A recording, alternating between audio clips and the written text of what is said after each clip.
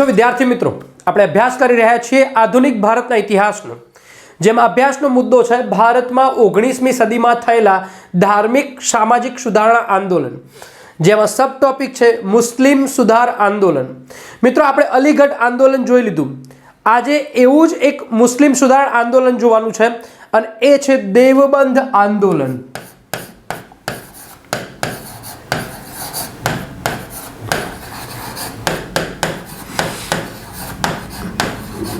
મિત્રો, આ આંદોલનની મુખ્ય એ બાબત હતી કે આ અલીગઢ આંદોલનના વિચારોથી વિપરીત વિચારધારણા ધરાવતું હતું. તો જોઈ લઈએ કઈ રીતના વિપરીત વિચારણા ધરાવતું હતું. એ પહેલાં આની સ્થાપના કોને કરી અને ક્યારે કરી એ સમજી લઈએ. મિત્રો, આશા રાખું છું કે આપની નોટમાં મુદ્દાસર લખતા જજો. તો મિત્રો, દેવબંધ આંદોલન ઈસવીસન 1886માં બે વ્યક્તિઓએ કરેલી હોય છે અને એ છે મોહમ્મદ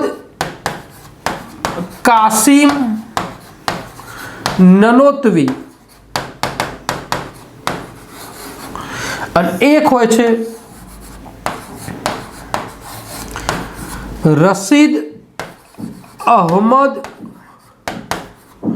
ગંગોહી. આ બે વ્યક્તિઓએ દેવબંધ આંદોલનની શરૂઆત કરી. એકચ્યુઅલી આ આંદોલન એક મદ્રેસાના નામ પરથી પડ્યું છે. આ બંને 1886માં એક મદ્રેસાની સ્થાપના કરી હતી અને એ હતી દેવબંધ મદ્રેસા.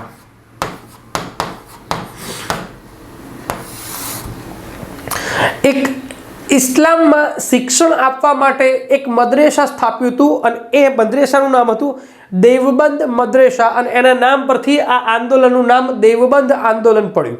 મિત્રો, રશીદ ગંગોહી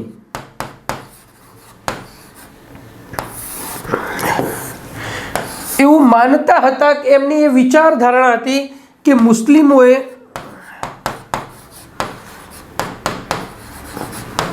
કોંગ્રેસને સહકાર આપવો જોઈએ.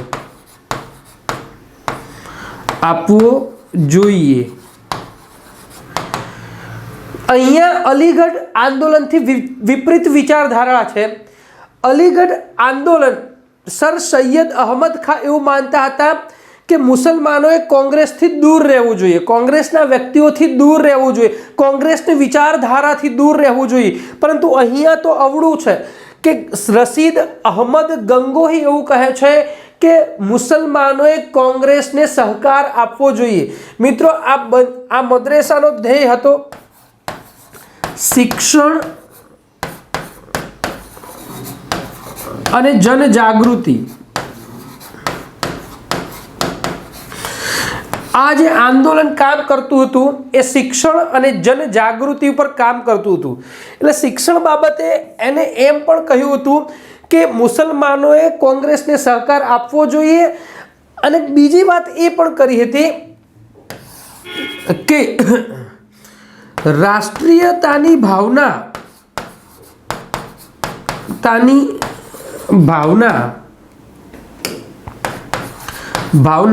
બધા જ ધર્માનુયાયીઓ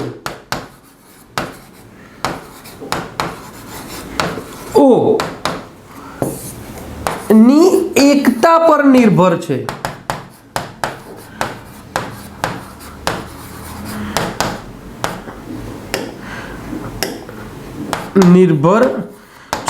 કે જો તમારે કોઈ રાષ્ટ્રમાં રહેતા હોય તો બધા ધર્મોને એ ભેગા થઈને એની એકતા રાખવી પડશે.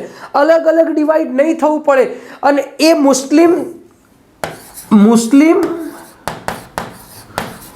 સિદ્ધાંત વિરુદ્ધ નથી કે ભાઈ આ જે રાષ્ટ્રીયતા એકતા રાખે વિચારધારા છે, રાષ્ટ્રીયતાની ભાવના એ એકતાનો મુસ્લિમ સિદ્ધાંત વિરુદ્ધ નથી. અને આને જ કારણે મિત્રો નોંધ નોંધ આ વિચારને જ લીધે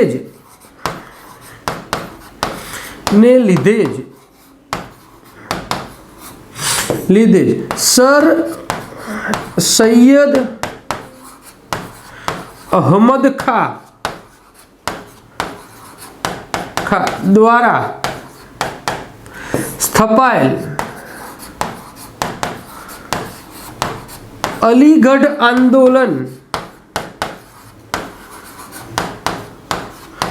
આંદોલનની વિચારધારાથી અલગ છે.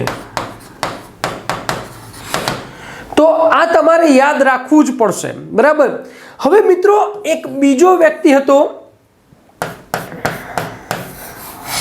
અને એ દેવબંધ આંદોલનનો સમર્થક હતો અને એ હતો શિબલી નુમાની.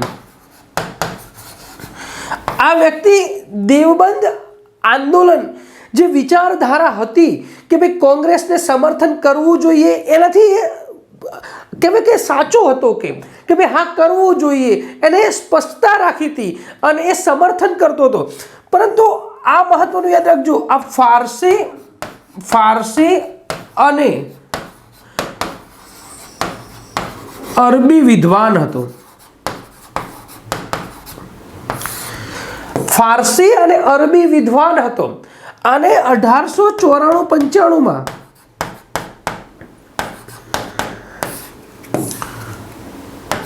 ગજરુલ નદવતુલ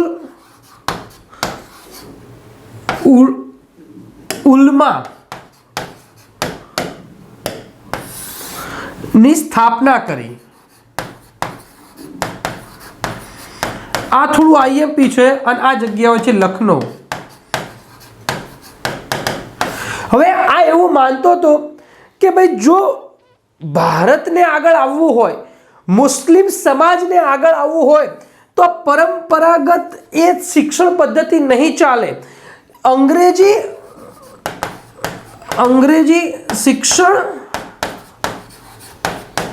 અને પશ્ચિમી વિચારધારણા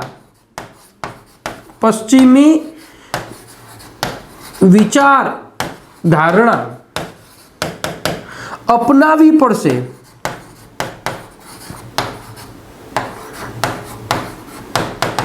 કહી દીધું કે ભાઈ એવી રીતે તો નહીં જ ચાલે, પશ્ચિમી વિચારધારણા અપનાવી પડશે. સાથે એને પણ કહ્યું કે નુમાનીએ કહ્યું ભાઈ કોંગ્રેસને સહકાર આપવો પડશે.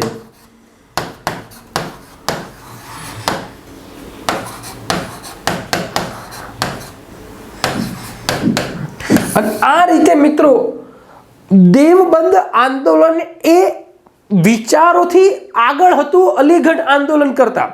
તો અહીંયા બસ આટલું જ મહત્વનું છે.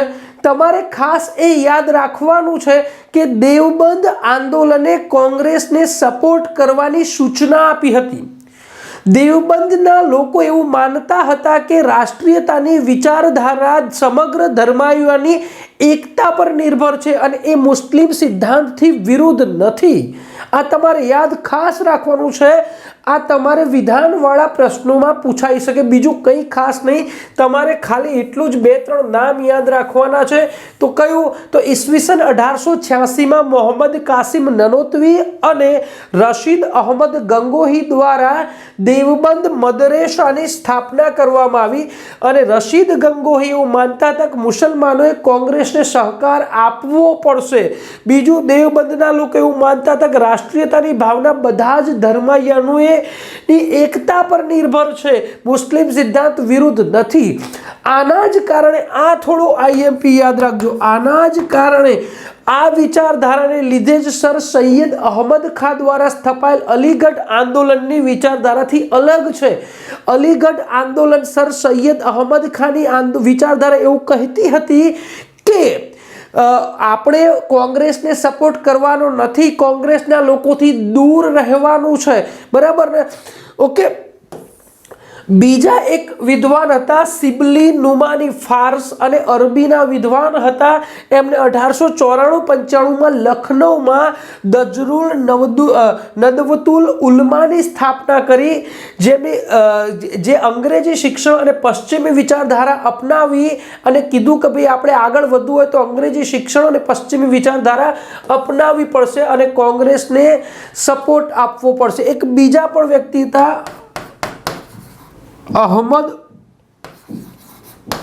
મોહમ્મદ હસન.